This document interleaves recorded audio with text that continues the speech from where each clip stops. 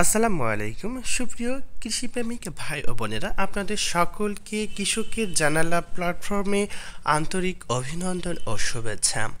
আপনারা যারা পূর্বের ভিডিওটি দেখেছেন, পূর্বের ভিডিওটিতে আলোচনা করা হয়েছিল কৃষকের জানালা এই প্ল্যাটফর্মটিতে আমরা কি কি বিষয়ের উপর অভিজ্ঞতা অর্জন করব।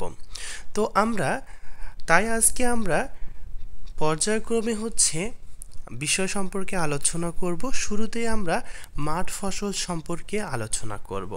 তো চলে যাওয়া যাক, মাঠ ফসলের মধ্যে কি রয়েছে আমরা এখানে প্রবেশ করি। আচ্ছা, এখানে আপনারা বিভিন্ন ধরনের রোগের সিমটম দেখতে পারবেন এবং বিভিন্ন ধরনের রোগের পিকচার আপনারা দেখতে পারবেন। আপনারা লক্ষ্য করলে দেখতে পাবেন এখানে আখ সম্পর্কে আলোচনা করা রয়েছে, আখের বিভিন্ন রোগ সম্পর্কে এখানে আলোচনা করা রয়েছে। আর এরপর কাউন সম্পর্কে আলোচনা করা রয়েছে, কুসুম ফুল, গম, তারপর গর্জন তিল, চীনাবাদাম, ছোলা, তিল, তিসি, তুলা, ধান, পাট, ফেলন। আপনারা দেখতে থাকেন এখানে বার্লি, ভুট্টা, পর্যায়ক্রমে সকল ফসল সম্পর্কে এখানে আলোচনা করা রয়েছে। তো আমরা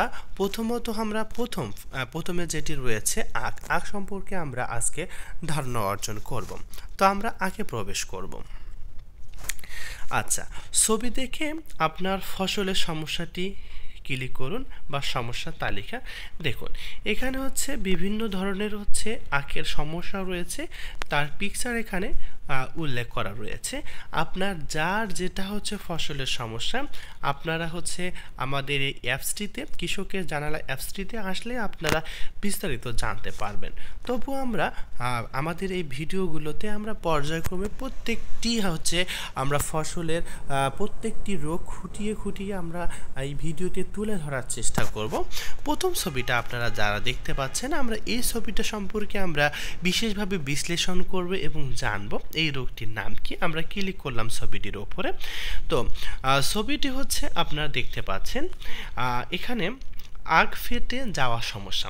আমরা যেটা দেখি ম্যাক্সিমাম আমরা আখ চাষের সময় আমরা দেখে থাকি আখের গাছ বড় হওয়ার সাথে সাথে ফেটে যাচ্ছে। তো এটি কি কারণে হয়, আমরা এটা সম্পর্কে বিস্তারিত আলোচনা করব। ভিডিওটি আপনারা শেষ পর্যন্ত আমাদের সাথেই থাকবেন।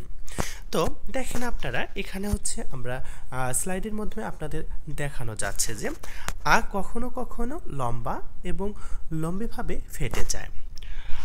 অতি খরার পর হঠাৎ বৃষ্টি হলে বা সেচ দিলে অথবা জমিতে সুষম সারের ঘাটতি হলেও এমনটি হতে পারে। তো আপনারা মোটামুটি এই ধারণাটি পেয়েছেন যে আখ বড় হওয়ার সাথে সাথে লম্বালম্বিভাবে ফেটে যায়।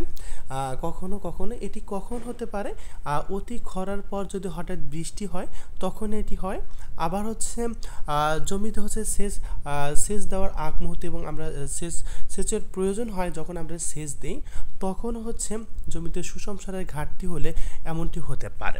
তো আমরা নেক্সট আর একটু জানার চেষ্টা করি এটি প্রতিকারের উপায় কি হতে পারে। তো এর প্রতিকার হলো, প্রথমত জমিতে নিয়মিত সেচ দিতে হবে, যাতে জমিতে পানির পরিমাণ কমে না যায় এবং জমি পানির অভাবে ফেটে না যায়।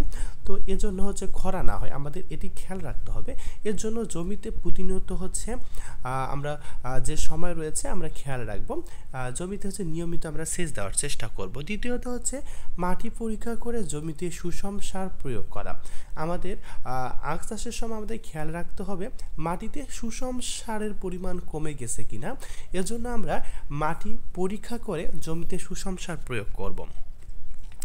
তো মূলত আমরা আজকে জানতে পারলাম আখ ফেটে যাওয়ার সমস্যা কিভাবে আমরা সমাধান করতে পারবো এবং আখ ফেটে যাওয়ার যে সমস্যাটা হয়ে থাকে এটা কি কারণে হয়ে থাকে। আমরা এই জিনিসটা একটু হাইলাইট করলে আপনারা বুঝতে পারবেন আখ কখন ফেটে যাচ্ছে, লম্বালম্বি ফেটে যাচ্ছে কি কারণে। আপনারা দেখছেন আপনারা আখ চাষ করতেছেন কিন্তু দীর্ঘদিন ধরে বৃষ্টি হচ্ছে না, হঠাৎ বৃষ্টি হলো এবং বৃষ্টি হওয়ার পর আখটা ফেটে গেল।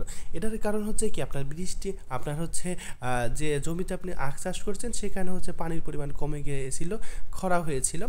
হঠাৎ বৃষ্টি হওয়াতে ওখানে হচ্ছে পানি পাওয়ার কারণে হচ্ছে লম্বালম্বিভাবে হচ্ছে আগটা ফেটে যাচ্ছে। আর এখানে আর একটা কি, এটা কি কারণে হচ্ছে, এখানে হচ্ছে সুষম সারের ঘাটতি দেখা দিয়েছে। তো এমনটি হতে পারে। এরপর আমরা জানতে পারলাম প্রতিকার কিভাবে, দুটা প্রতিকার বিষয় রাখতে হবে, জমিতে নিয়মিত সেচ দিতে হবে, মাটি পরীক্ষা করে জমিতে সুষম সার প্রয়োগ করতে হবে। তো আশা করি আপনারা আখের এই যে আখ ফেটে যাওয়ার সমস্যা সমাধান আপনারা পেয়েছেন। তো আজ এই ভিডিওতে আমরা আখ ফেটে যাওয়ার সমস্যাটি নিয়ে আলোচনা করলাম।